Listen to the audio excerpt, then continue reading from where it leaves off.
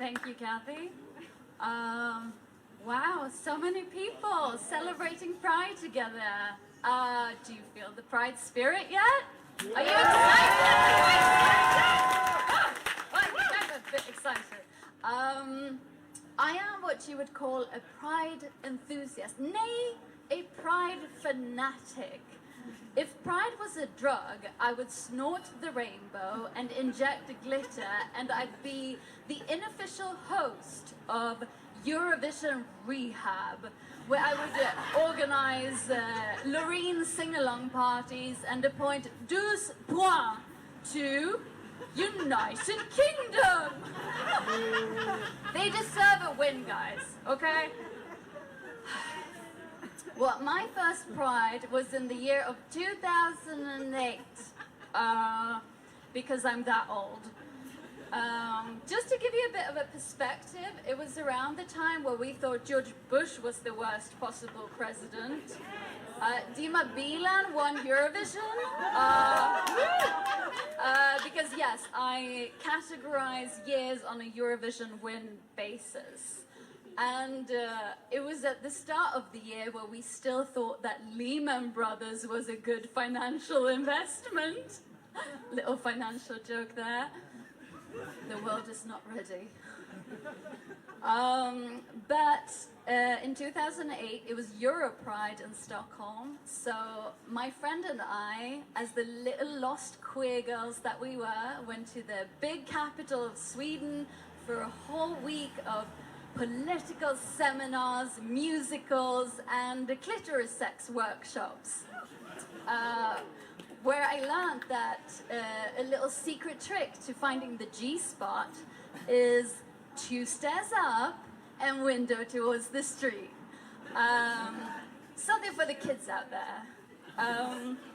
And I also watched my friend get a lesbian lap dance on the stage of a comedy show, and it's funny because I say my friend when I actually mean me.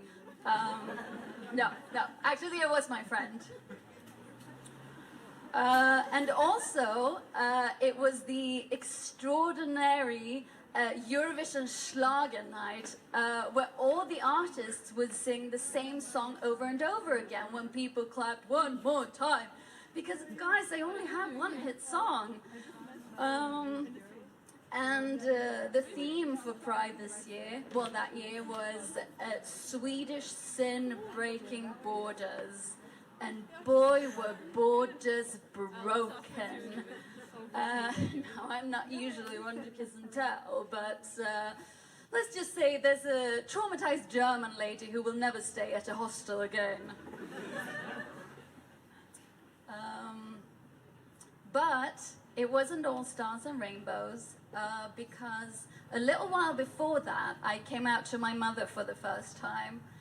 I say for the first time because it took a few times until it actually stuck. And I was thinking that it would be really great if there was a coming out service that you could hire, like Volt. So it's like, hi, here's your pizza. Oh, and by the way, your child is gay. I mean, they might cry, but at least they'll be full.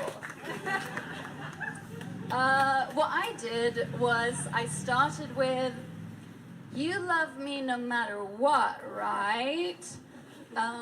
The kind of beginning where you go, are you gay or did you do something bad? My mother's reaction, silence. So I had to go, so, what do you think? And she replied, Ida, nothing you do surprises me anymore. What does that even mean? At least the broken Swedish accent makes it feel a little less painful. And at least it was better than the reaction my mother had when I came out as a vegetarian. Trust me, that really was a betrayal of her love. Well, at Pride, I think that my mother was around the denial stage, and still in the very beginning of the long process some parents go through in learning the most basic parental task, which is loving your child. And I think it goes something like disbelief, anger, denial, bargaining, like, can't you eat fish at least? But Mum, I just told you I like girls. Just a tiny little joke on the fish/lesbian area. Come on, give me that. And then the final one, hopefully, is acceptance. My mum was in a full-on denial stage. So I told her I'd gone to Pride. It did not register. So it came to the point where she would call and ask me about my day, and I would say, oh, it was awesome, we met these really cool guys who work as drag queens by night. And my mom was like, oh, but make sure they don't try anything. Mom, I'm at Pride. They're drag queens. Okay, well, I'm just saying, Mom, they're gay.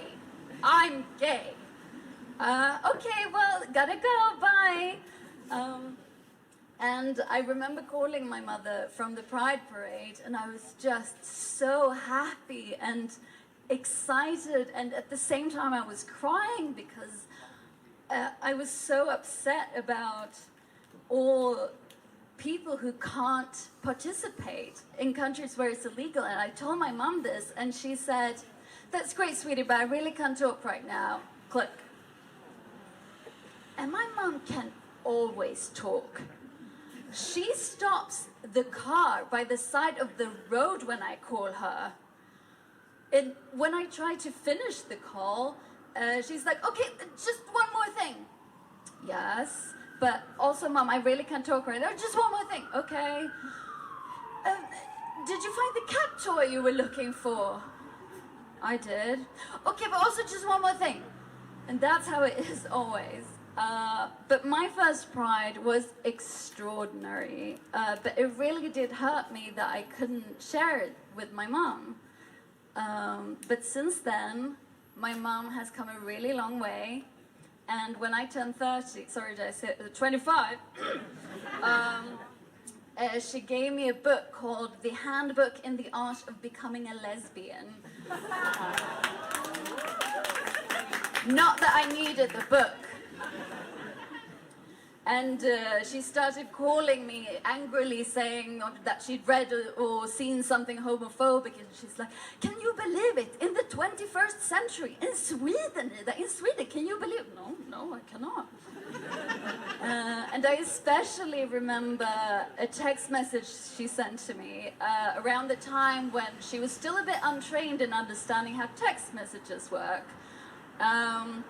It's like, yes, Mom, you do need the full stops, and no, Mom, I don't care if your friends are doing it. It is never necessary to use more than one emoticon at a time. Thank you. But what I think she wanted to say in this text message was, Ida, my dear child, I was watching the television and I saw a documentary on Channel 4 that regarded homosexuality. And I thought that you would find it immensely interesting, considering you engage in such relationships. What she actually wrote was, homo on 4. All caps. My mum was actually here just a couple of weeks ago for her yearly trip to Riga, where she engages in the oh-so-fun activity of how many questions does it take to get one daughter to have a mental breakdown. I mean, come on, she asks the same questions over and over again, and I have to teach her the most basic tasks. It got to the point where I had to be, for educational purposes, like, did you try it yourself first? And I felt like the low point was when we were at the beach and she was trying to take a picture of the sunset. She's like, where is it? I can't see it. Well, Mom, it's right there. You really can't miss it. Where? You got the selfie mode on. During this time, I also introduced my mom to the wonderful show that is RuPaul's Drag Race. Do we have any Drag Race fans in the audience? Lovely. Who's your favorite queen? Bianca Del Rio. Okay, yes. Oh my God. Bianca. Oh, love her. My mom's favorite is Jujubee, or as she calls her, Yuyubi. And she calls the show RuPaul. Because she's now started watching it on her own, and I'm so proud. Like when your parents grow up and start watching Drag Race, it's like, it's a special moment. Yeah. But she did have a bit of trouble in the beginning with understanding the basic concept of the series. Okay, I have to ask. These are men, right? Yes. And they dress like women. Mm-hmm. Do they want to be women? No. And I could just see the ticking of my mom's brain cells working so hard. Okay, just one more question. Why do they say bitch all the time? I thought bitch was a bad word. Oh, how do you explain this? It's like, you know, it's like friend, buddy, girl. Like, have you never used the expression bitch please? And my mom very seriously, never. I don't know when I became my mom's teacher, but I can honestly say there is no better student. Because my mom wants to learn. She asks about drag, transgender, non-binary, and her basis is always to understand and respect people. And hi, Mom. She is so deeply saddened when she learns that some of my queer friends can't be open about their relationships with their families. And she has realized what I think all parents of LGBTQ kids need to realize, which is that your child will find happiness in their way, not in your way. And the only thing you can do is support them. Otherwise, you just might lose them. So for this Pride, I am feeling proud not only because I am living my life, I am enormously proud of my mother for understanding that it is the only way for me to live. And my mother is watching tonight. Hi, Mom. I'm sorry. I'm also proud of each and every one who has had the courage to come out to their families and to the ones who still struggle to, because it is hard. And if you want, you can use my coming out delivery service. You know, say it with a cake. Who doesn't like cake? And in the end, I think that the main enemy of pride is fear. And I wish for all of you a life free from it, where you can walk in a parade of love under a rainbow flag, telling the world that you are fucking brave enough to live your truth. Where you can go to clitoris sex workshops. Remember, it's 2 stairs up and window towards the street. Go home and practice. Because then you learn how to please yourself and please your partner, and you learn that it's okay for a woman to have a sexuality.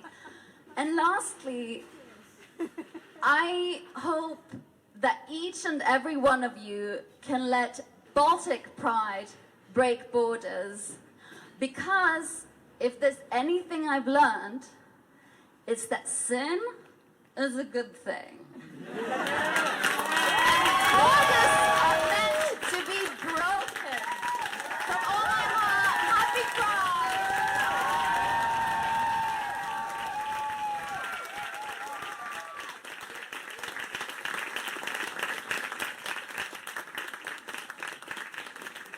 Thank you so